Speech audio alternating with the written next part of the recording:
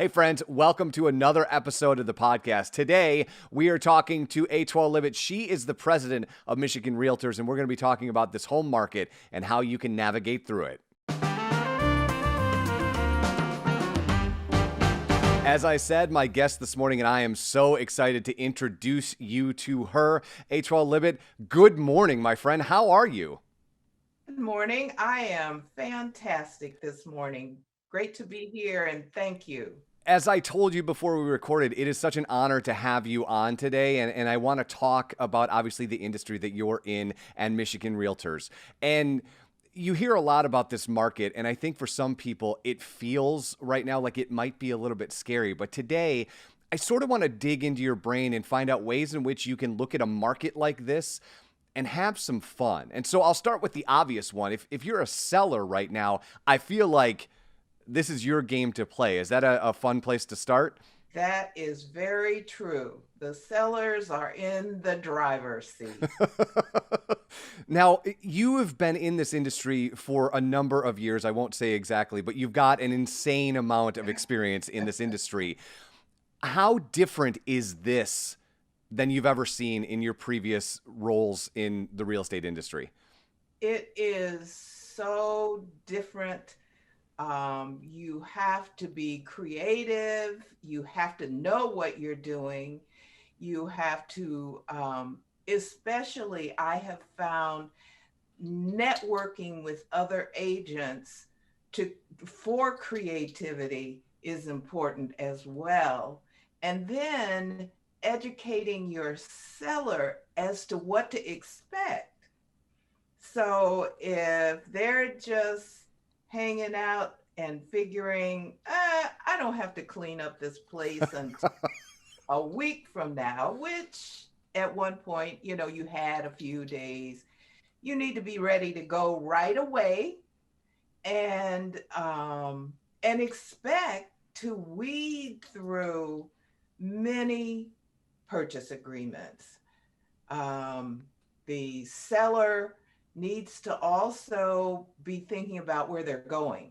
That timing seems to be the part where people seem to have some trepidation, right? I'm going to sell my house, but I'm looking at the other part of this market and going, what do I do? And so, in your expertise, what's a way to make that more fun? So you're in the driver's seat when you're selling the home. How do you use that power to make the other side of it at least a little bit more enjoyable than what you're currently hearing?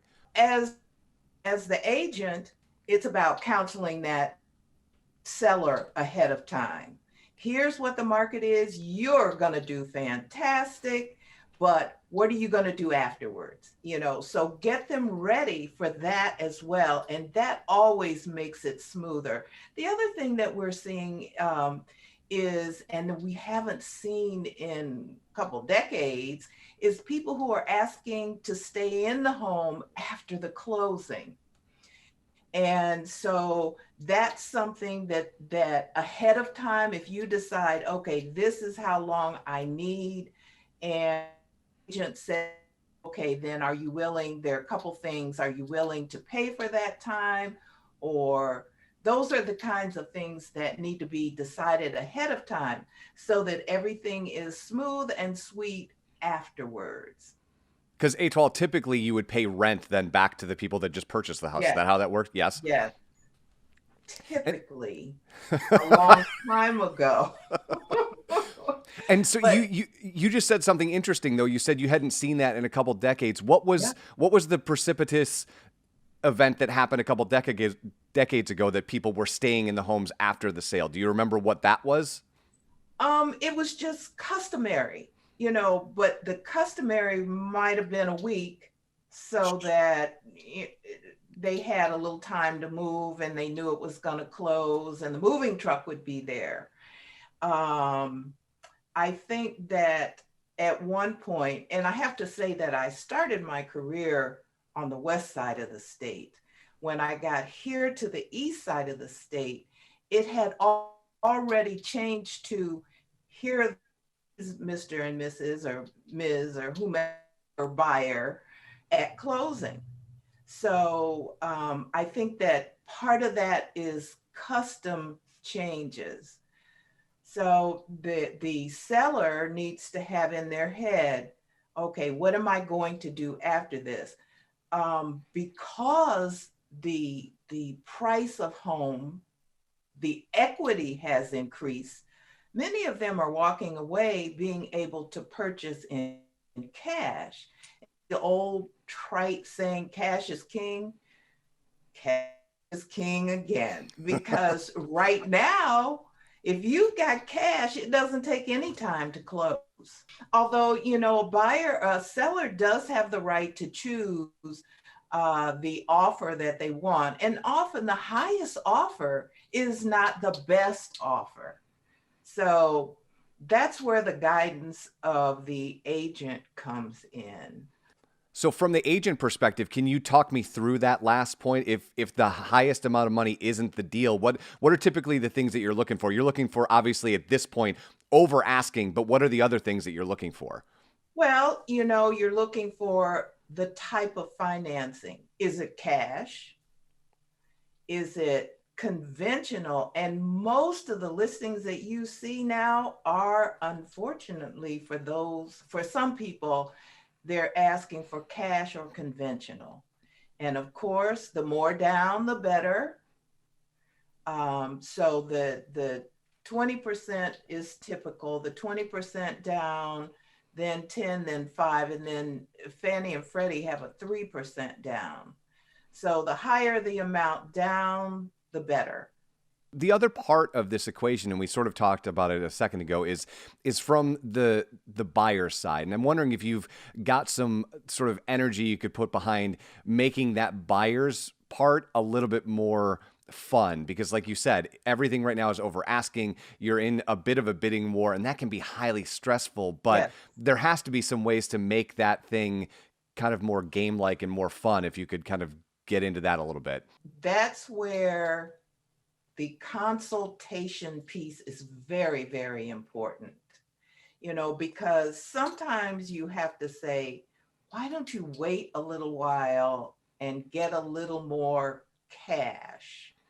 Because people are offering over and they may be approved for a higher amount. But if they don't have enough money, because most of the time the houses are selling for over what they're going to appraise Sure. Yep. for. And so they've got to have some kind of what we call an appraisal guarantee. They've got to have some funds for that. Um, and then the other thing that I've seen lately is some of the buyers are actually offering to pay or participate in the seller's closing costs. So the buyers are saying, we'll give you X amount of money toward your closing costs to the seller. So all of that has to be talked to the buyer ahead of time, explained. And I've always told the buyers, okay, the hardest part of this is going to be finding a house. This is not HGTV.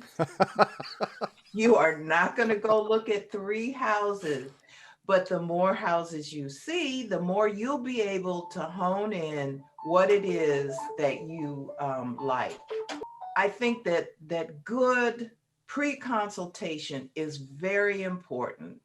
And then being positive, continue to be positive. And as an agent, as we talk to our buyers after each showing, we begin to know also what might pop up on the market that might be perfect for them, and you take them out, just the positivity of the agent. The agent has to stay positive as well, because this can be a frustrating time for buyers. And our most active buyers are the millennials who research everything. So a lot of times my suggestion is go online. I've got buyers now and who are millennials, and I'll say, go online and see what your brethren and sisters are saying about how they're getting, there are tons of articles out there, how they're getting what they want. Here in Michigan, we are getting some more listings, and the interest rate is going up just a little bit, which, even though it's going up just a little bit, it might throw an individual into another price range. Sure. So the fact that more sellers are beginning to be comfortable with other people in their homes, uh, the vaccinations has something to do with that, even though we're still under the rule, realtors are still under the rule of you must wear a mask, you shouldn't be touching things, you need to have booties on and all of that. um, Sellers are getting more comfortable with having people come through their homes, therefore more homes are coming on the market. And so I want to end with you and what this last year has been like for you. As I said earlier, you've done this for a number of years. Has this wild ride been fun for you in the last 12 years, or 12 months, I should say, with all of this volume of buyers and sellers coming into the market?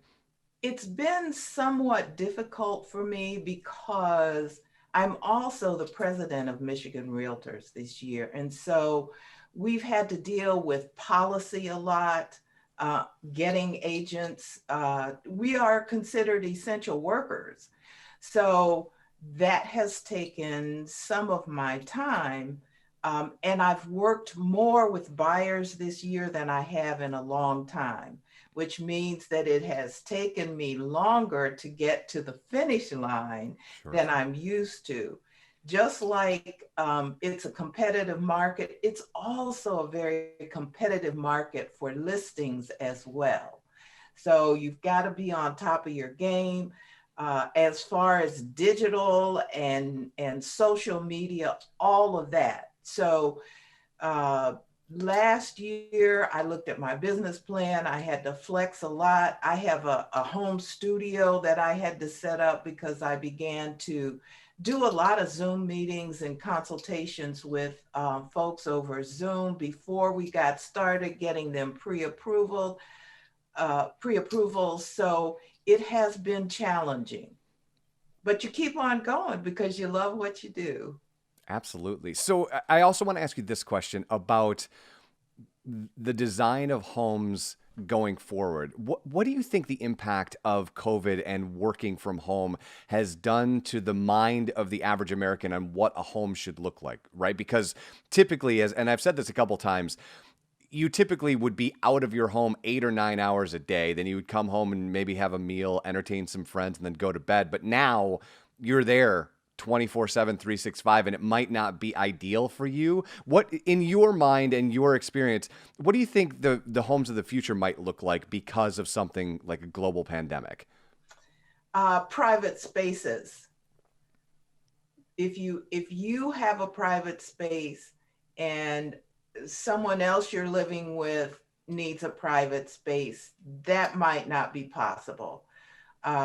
So I think the necessity for extra private space, and then the where you might come together with friends, the open concept had already been starting. Not so many compartments in a home, which is still the idea, but you need that private space for if you're going to work from home. And the other thing I want to say is that people are moving not just within the state, but they're moving outside of the state. They're going to other places um, because they're finding they like working from home, they can work from home, they can get more done.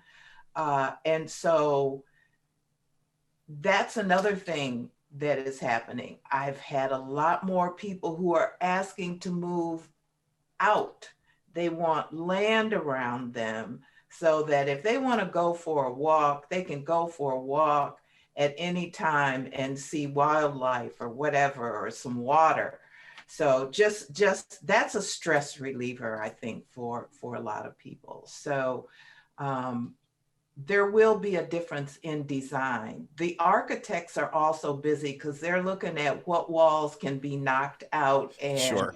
you put back. So E'toile Libbett, president of the Michigan Realtors. It has been an absolute honor to have a couple minutes to talk to you. I will let you get back to it. Have a great day.